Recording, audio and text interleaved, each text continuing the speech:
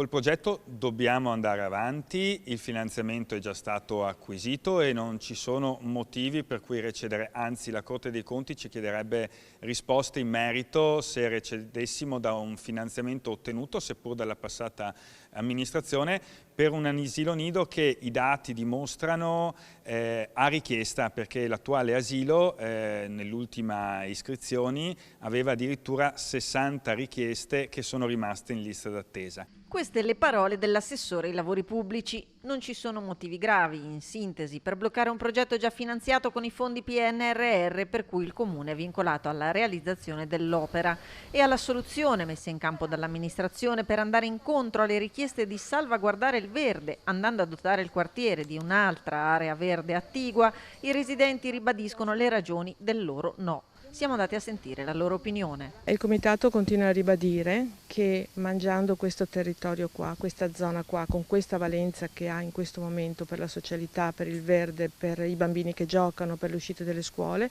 questo non ci sarà più.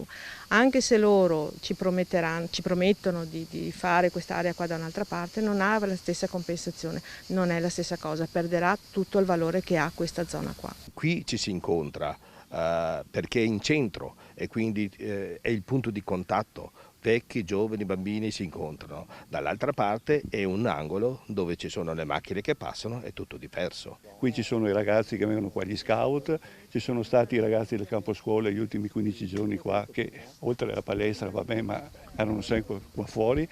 Qua ragazzi che giocano sempre, quindi io non vedo nient'altro dove possono andare a giocare, insomma, per me fare una roba del genere è una roba proprio, cioè rimaniamo chiusi tutti quanti, non possiamo neanche più muoverci, non abbiamo più verde, non abbiamo più niente.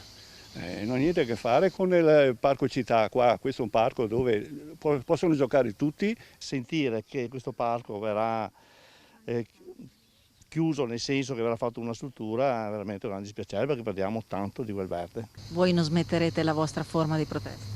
No, perché è una cosa che è troppo sentita, abbiamo il cuore che ci fa piangere per vedere questi soprusi ambientali, non si può accettare tutto.